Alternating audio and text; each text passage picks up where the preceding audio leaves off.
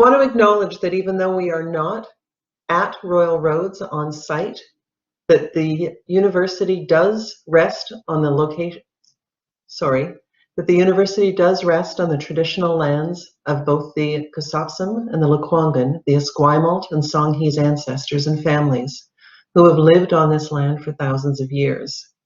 The land has been part of the fabric of the life of Indigenous communities long before Hatley Castle was built, and it will be long into the future. It is with gratitude that we now learn and work here, where the past, present, and future of Indigenous and non-Indigenous students, faculty, and staff come together. I'd also like to acknowledge that from where I am here in Sydney, the land that I am on is associated with the Sowet, the Sartlet, the Siam, the Pakachin, and the Malahat First Nations. I wanted to say again, just a welcome to everyone and thank you for joining us today. For anybody, I'm sure I just had a look at who's online. If you don't know me, I'm Deborah Zorns. I am the Director of the Office of Research Services. I'd like to also introduce you and just acknowledge our team. So our team includes, as our Research Development Coordinators, Gwen Hill, Melanie Robel, Vanessa Rogers, and Jenny Sigalet, and Tabitha Rutherford, who is our Administrative Coordinator. Just a couple of quick housekeeping pieces. We are recording this session and we will be monitoring the chat. So if you'd like to pop any questions throughout the presentation in the chat box, we will respond to those at the end. We'll also turn the recording off for the questions at the end. And any questions that we're unable to get to within the time allowed, we will send out an email with the answers to those questions.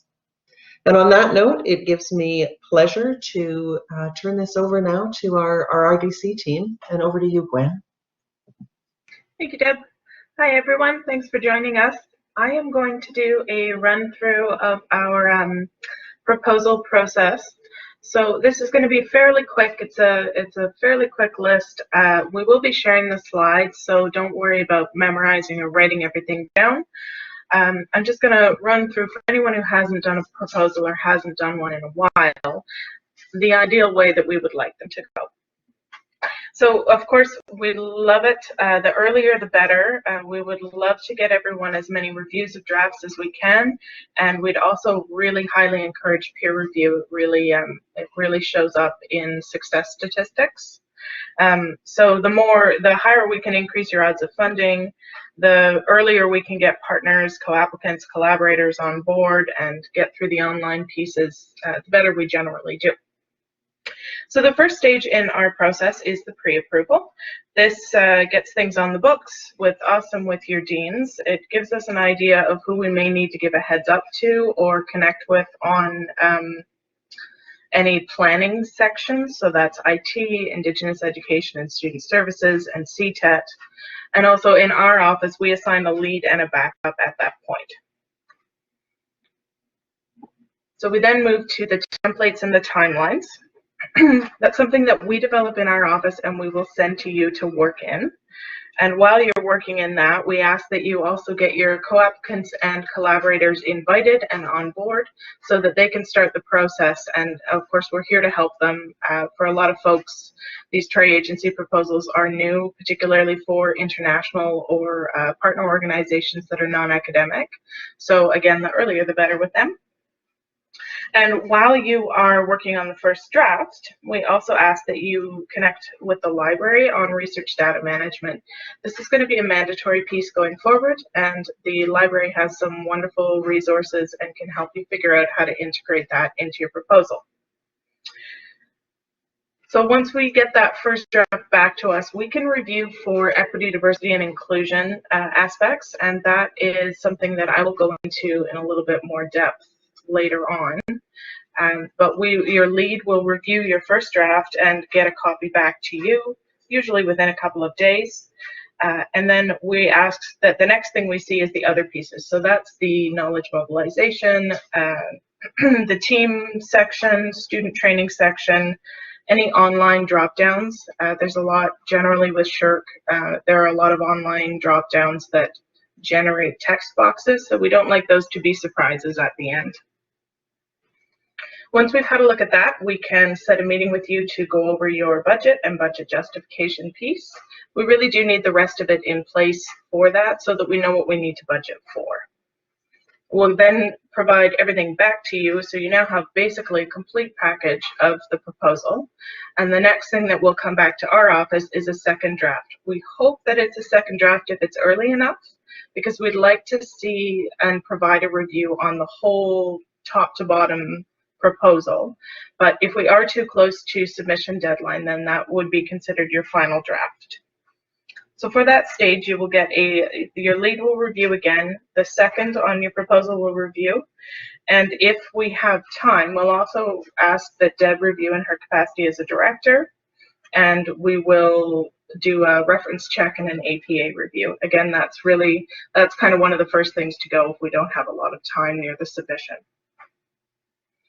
So that's then back to you to upload everything onto your online platform and compile it to a PDF, which we will use to send for final approval. Final approval goes through 3 levels of institutional approval, and we ask for 2 days, or we have been asked to give 2 days per level of approval. So that's 6 business days. So if you want to just add, consider that you'll need a little more than a week before the submission deadline. And of course, that will all be in the timeline that we send back at the beginning. You will then submit your proposal once we confirm that approval has been received. That submission comes to us for an institutional review and submission, which we then do on our end, and you're done. And with that, I'm sorry, I know that was a lot of information really quickly. I'm happy to talk about it more at the end. I'm going to pass this over to Vanessa. Thanks, Gwen. I'm going to do a really quick rundown of some of the funding opportunities offered by SSHRC. The one thing that I that struck me as I was going through these is that I've been doing this for a number of years, and every time I go through a funding opportunity, I think of it in a slightly different way, depending on what else I've come across that year. I think of new ideas each time. And so I really encourage you to, even if you've applied for a SSHRC opportunity in the past, that you take the time to read the full funding opportunity description again, because it's very grounding in terms of the purpose of the fund and the criteria that your application will be assessed against. And you'll think of way more ideas than I possibly could about how that particular funding opportunity applies to your project. So with that, I'll do a little quick comparison of a couple of grants that you have probably already heard of, the Insight and the Insight Development grants. They've got some similarities, but also a number of differences. They both respond to the objectives of the Insight program, and that's something else that's worth a read on the SSHRC website. It's just a page long or so, but generally, they support research excellence in the social sciences and humanities. The Insight tends to support stable, longer-term research initiatives, whereas the Insight Development grant is meant to support research in its initial stages.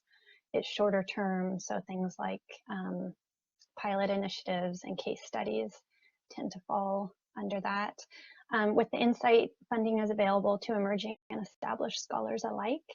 But with the Insight Development, 50% of funds are reserved for emerging scholars. And if you think you might be an emerging scholar, you can just Google that definition, and there are a number of ways you can qualify for that. The deadline. So this year, the Insight deadline is October 1st. It's been for years and years and years, October 15th, but this looks like that'll stay as their deadline now. And if you think about that institutional deadline that Gwen was talking about, that would mean getting a final proposal ready for approvals. I think, don't quote me, but I think it's around September 25th.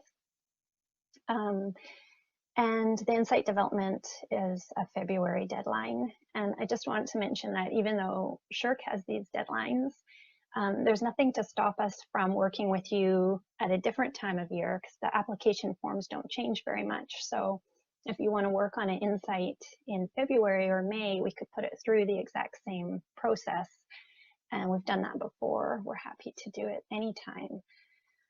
The scale of the two grants in terms of the time and the amount awarded is different. That reflects the different purpose of the funding opportunity. Both of the grants, unfortunately, have different CVs, which you'd know if you've ever applied to both. You think you have a SSHRC CV, and then all of a sudden you need to do a new one. So that's just something to factor into your scheduling as you're preparing to do a proposal. And there are a few eligibility considerations if you're planning on applying for an insight and an insight development back to back in either order. So just ask us. Usually you can do that, but just maybe check in with us at an early stage so we can help you navigate that. I just want to draw your attention to these. This is part of the funding opportunity description. They're the headings for the criteria that your proposal will be evaluated against. And for each SSHRC opportunity, there are different weightings given to each group of criteria.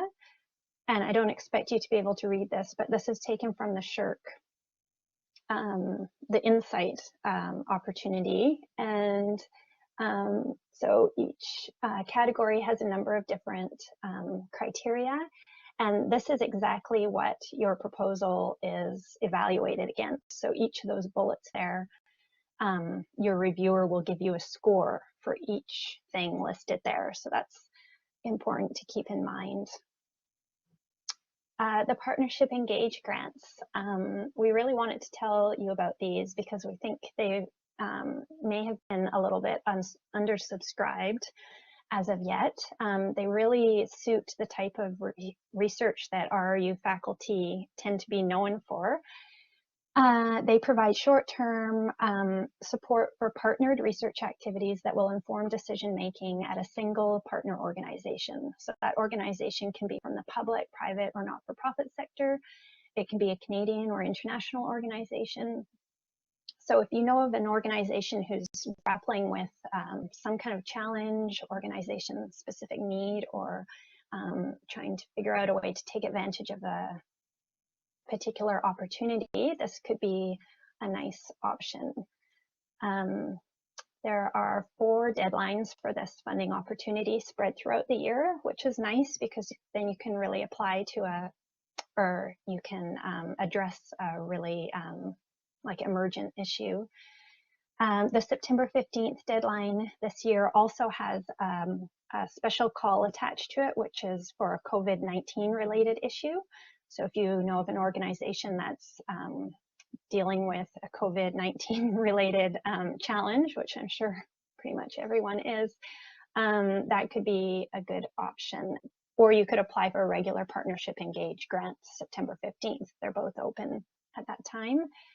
They are 1-year grants, $7,000 to $25,000 in support. There's some expectation of partner contributions, but it doesn't have to be cash. It can be in kind, and it's not specified for this one, the amount. So if that's something you need help brainstorming, we can definitely help with that. And I just wanted to point out that the challenge criteria for this one is worth 60%.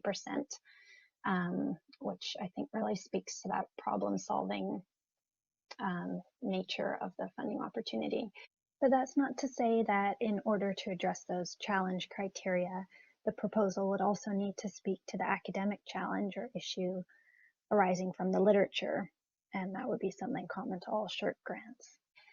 There are other partnership grants offered by SSHRC, so if you have an idea for a project that involves more than one partner, please feel free to talk to us and we can hopefully steer you in the right direction.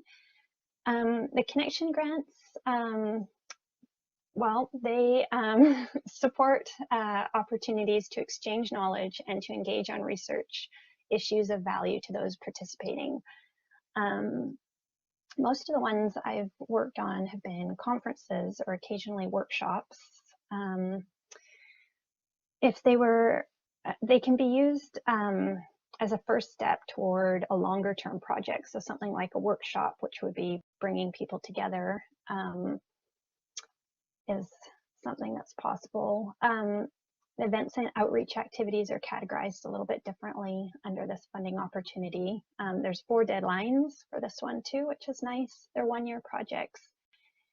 And events and outreach are sort of categorized differently according to scale. So events are considered shorter term activities that take place. The knowledge exchange aspect takes place usually within a week or less. So conferences and events, or conferences and workshops fall into that category. Outreach are meant to be take place over a longer time period and also engage a broader public in social sciences and humanities knowledge. And this one kind of surprised me when I was looking at it because the website gives a lot of examples for outreach activities. And I thought this could be an area for RU faculty as well, given that, you know, the pandemic environment that we're in, and RU faculty expertise in online learning and online experiences. You might be able to come up with a creative way to do some of these things remotely that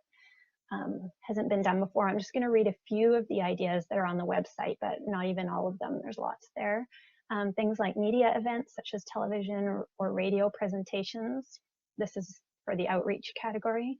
All of these: summer schools / institutes, speaker series, public debates, artistic exhibits, performances or festivals, development / use of interactive technologies, audiovisual products or software, development use of educational aids, instruments or equipment, and also things like development of policy briefs, knowledge synthesis, and scoping reviews, and virtual networking. There's a lot of ideas on there. So if that interests you, I encourage you to take a look. There's a matching contribution requirement for this one, but we can help you brainstorm ideas for that. In terms of special calls, I mentioned the Partnership Engage COVID-19 call already with the September deadline. And about once a year or so, SSHRC also puts out a call for knowledge synthesis grants. They usually are to support SSHRC Future Challenge Areas, which is also an interesting thing to read if you have time. I think there's about 16 Future Challenge Areas. And while most of the grants don't reserve any funding for them, SSHRC does track sort of the number of people who whose projects fall into those categories, and it wouldn't hurt to, you know, say in your application if your project addresses one or more of their future challenge areas. And like the next knowledge synthesis opportunity is supposed to be released this summer. I don't know if that'll still happen, but it's supposed to be called Working in the Digital Economy. And then the one after that for the fall of 2021 is supposed to be the Emerging Asocial Society. And both of those are one of SSHRC's future challenge areas. I think that's all for upcoming funding opportunities. I'll turn it back to Gwen to talk about EDI. Thanks. Thanks, Vanessa. I just wanted to say a quick reminder too that if you do have questions as we go through this, please do post them in the chat. Deb's monitoring it, and I know that it can be challenging to keep that kind of thing in mind as we go through this massive amount of information here. So I'm going to talk a little bit about EDI and research proposals, which is becoming a mandatory part of Tri-Agency CRC Secretariat proposals. And we have now a number of studies, and I'll talk a little bit more about some examples of those and give you some resources later, that show that the consideration of sex, gender, and diversity has the potential to make research more ethically sound, rigorous, and useful. The tri-agencies have a goal of achieving a more equitable, diverse, and inclusive Canadian research enterprise. And to that end, they've released the following statement, and I'm just going to read a short quote from it. Systemic barriers within academia and the research ecosystem are well documented. To address these persistent systemic barriers within the ecosystem, individuals at all levels in research must play a sustained role in their mitigation. This requires that all individuals recognize that barriers exist, develop a strong understanding of what the barriers are and their consequences, and understand how researchers can play a role in addressing them. So what I'm going to talk about now is how we can look at addressing some issues of inclusion and diversity in proposal development. The first one we'll look at is team composition and recruitment processes. So unless you're applying to NSERC, CIHR, or the CRC Secretariat, you are not likely to have a dedicated section that will allow you to explain how inclusion factors into your research proposal. SSHRC expects researchers to have EDI considerations integrated into the text of the proposal. And I know that sounds a bit onerous, but it relies largely on making your methods explicit, your recruitment planning and explicit, and just showing an understanding of how diversity relates and connects to your proposed work. So it sounds like it's going to be a lot of work. It's really just demonstration and explicitness in the language that you use, and that's what we're here to help with. So for team composition, researchers have an opportunity here to clearly demonstrate that diversity was taken into consideration within team composition, and I'll give an example. So you could just, in that section, you could identify practice put into place to ensure that you have intentional considerations of inclusion. For example, you could commit to connecting with HR's EDI specialist, which is a new role but should be filled by the end of this month, to ensure that your recruitment postings are inclusive and that specialist will participate in the hiring process. That assumes that you've not already hired a team, which is not often the case for insights.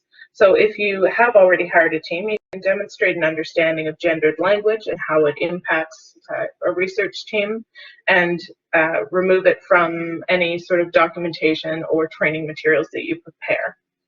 You can also be specific about how you will provide accommodation and consider leaves and other gaps in experience with your team.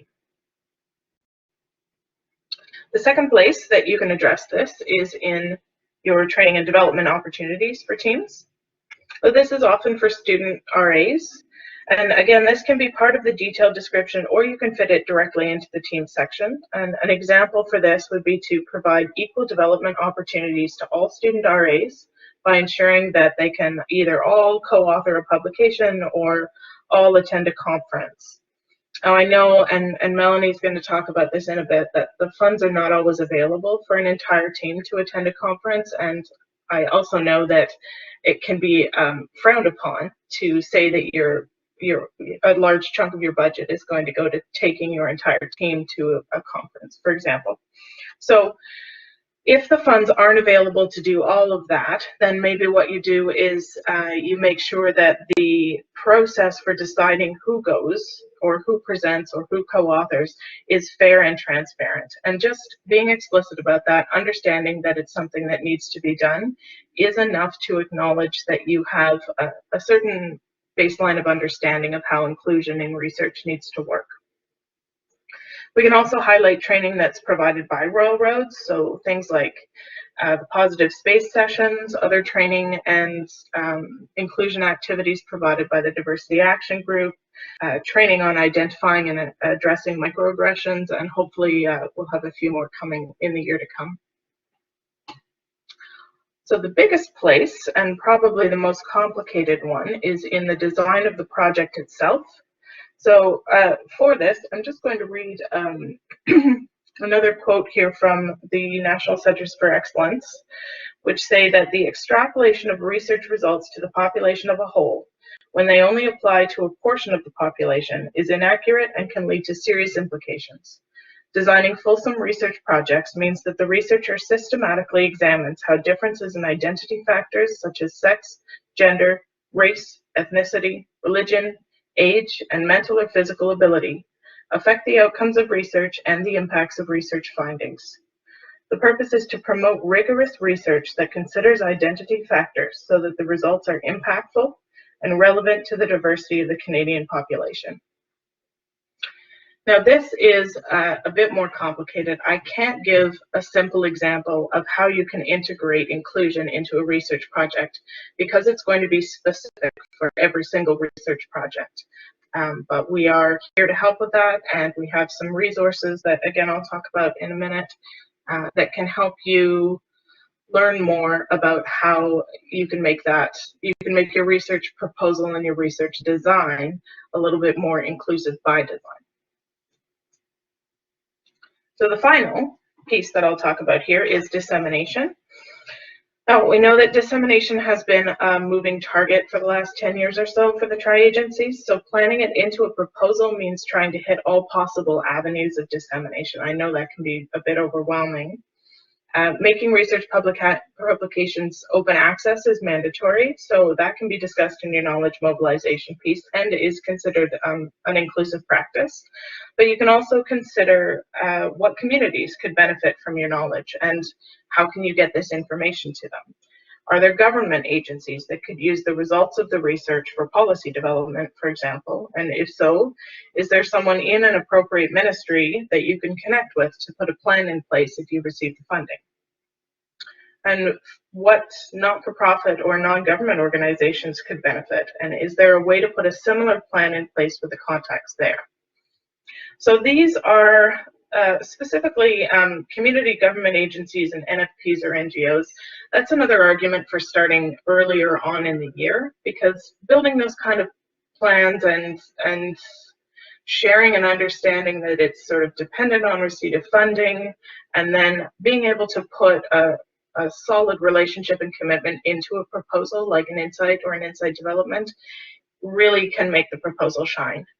Now, if that's something that you would like to develop, that's when, like Vanessa was saying, that's when we can look at more of the partnership engage grants. But it really is worth developing those relationships. So as promised, I have a few resources and we'll share the slides. So these are hyperlinked. If you work with CIHR applications, many of them now require that you complete the gender-based analysis plus. Even if you don't work with CIHR, I would strongly recommend checking out that GBA Plus system, because it's an excellent sort of overarching coverage of how intersectionality impacts inclusion and how that is how that may impact your work. So and it's not a lengthy piece of training, but it's definitely worth having a look at. So then there are a few peer-reviewed pieces in here. The intersectionality informed quantitative research primer is excellent. I've included the NSERC framework on EDI guidelines. Those are so they reference a section that doesn't exist in SSHRC applications, but the guidelines and the recommendations that they provide are incredible. And SSHRC's EDI dashboard is it's not as fulsome as the NSERC framework, but I would recommend giving it a once over, because then you can start to use some of that funder language that's so important. And with that, I'm going to pass this over to Melanie. Okay, just getting my camera going here. All right, I am going to talk about advice from the experts. So we reached out to our faculty who had sat on SSHRC review teams and asked them for their tips, things that they would share from their experiences as reviewers. So our thanks in this section go to Francis Jorgensen, Philip Vanini, Mark Lokanen, and Rob Middleman. So first, choose a research topic that's interesting and memorable. Choose a topic that stands out from the crowd. Avoid research topics that are plucked straight out of what's hot in the news. Also, state your research question clearly and show why it is important. Make sure that it's clear why the question is important, because SSHRC wants to fund research questions and proposals that are compelling. If you are an established scholar, be very clear that it is a new line of inquiry or methods and how it is different from what you've done before. For your methodology, make sure your methods are elegantly simple, as one person put it. Make sure that there is a solid theoretical foundation and research methodology for the study. And make the adjudication committee your audience when writing. The adjudication committee is inherently interdisciplinary, and while there will be someone from your discipline there, it doesn't mean they will read your submission. So write as clearly as possible and use non-technical language while still sounding like you know what you were doing, and up on both seminal and most recent publications and trends in your field. Have someone who is not familiar with your research read the entire application to make sure it will be understood by an educated layperson. And also have an editor go through to do a review for silly spelling errors, grammatical, syntactical errors, and to make sure that all of the details are included, for example, your page numbers, to make sure that for the uploads that the name on the top of the page is correct. Follow the instructions carefully and address what each section is looking for. I know it's so easy to say, oh, I've done this before, I know what this is about. But I know for myself, being a new person in this field, still learning, you really pay attention to what are the drop downs for that section, what are they really looking for. It can be a good guide, even if you haven't done it before. It's a good guide. Be sure that the objective comes early in the application and is very clear. Make the proposal summary pop. It should be compelling. The summary is key. Reviewers have a lot of files to read and discuss. It is not always clear that they have time to read the full 5-page proposal when we get to discussion, so the summary is very important. And include a clear statement of your research question and why it's important. Streamline your budget. Justification on budget items is key. Don't add unnecessary items to your budget. And don't add too many students. Justify why you need a PhD student over an MA or an undergrad student. Be thrifty about your budgeted conference travel and avoid looking like you're just after fun trips to interesting cities.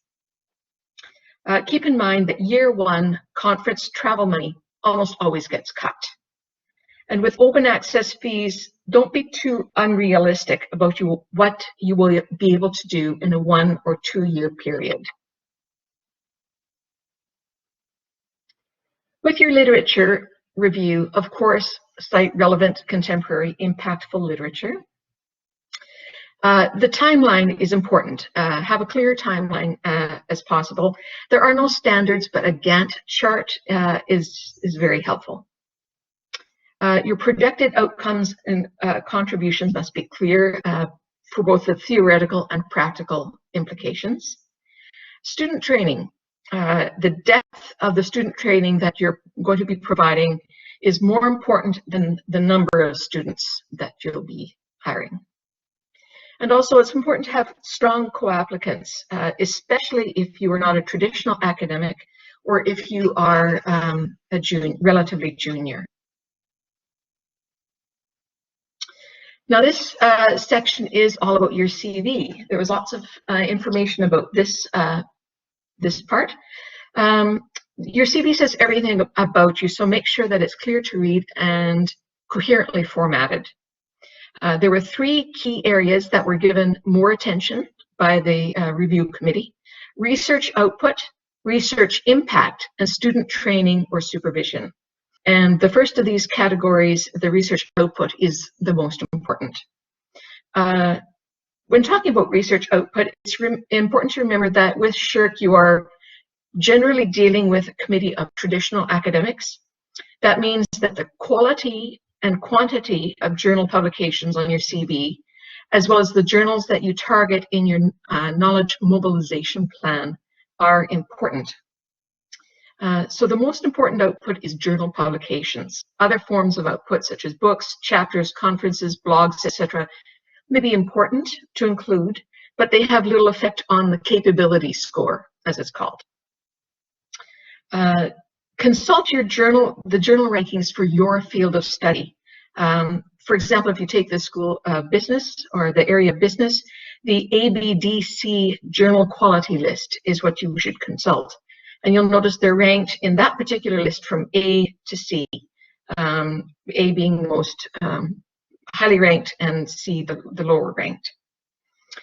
When it comes to quantity and quality, Just using, again, the area of business as an example, a good capability score may mean that if you are co-authoring a paper with one other person and it's 25 to 30 pages in an A-rated journal, you'll need one of those per year. Or if you and another author are have a 25 to 30 page paper in a B-rated journal twice per year. That is just for things like accounting, finance, or economics, that sort of thing. It can be particular to which area, but that's one example how the capability score is given. And in the same area, a lower score would be if you've only had conferences attendance and presentations and only C-rated journals. That's going to give you a lower capability score. So that's something to keep in mind when you are looking out to publish. When it comes to sole versus multiple authors, both the number of co-authors and the page length are important. A 20-page paper with 3 authors was scored low. On the other hand, a 50-page cross-cultural paper with 3 or more authors scored relatively high, as did 1 and 2 author papers for the longer paper. With research impact, the extent to which your research has a demonstrable effect on business practice, public policies, and in academia measured by citations. These are all strong indicators and will favorably impact your capability score. When it comes to supervision, successful applicants must have a background in supervising graduate students. Doctorate supervision gets the most attention naturally. However, for smaller schools, master's and undergrad supervisions were relevant, and applicants from universities without doctoral programs were not penalized. And a few extra tips that we got from SSHRC in a past presentation from them. Get a peer review. Vanessa also already mentioned that. And of course, that means building extra time into your proposal process. Use funder language. So be sure that you're reading the funder website, see how they phrase things, the terms that they use, and mirror what they say, mirror that in your proposal. Be thrifty, keep the budget lean. We've already talked a bit about that. Know the priority areas. Again, this goes back to reading the funding opportunity. Make sure that you know where their priorities lie so that you can align your proposal accordingly. And last but not least, don't forget to use the small RRU internal grants to help build your potential for success. And on that note, I will pass it over. I believe Deb is going to take it from here. Thank you so much to Melanie and to Gwen and to Vanessa for the excellent presentation. I'm going to stop the recording now.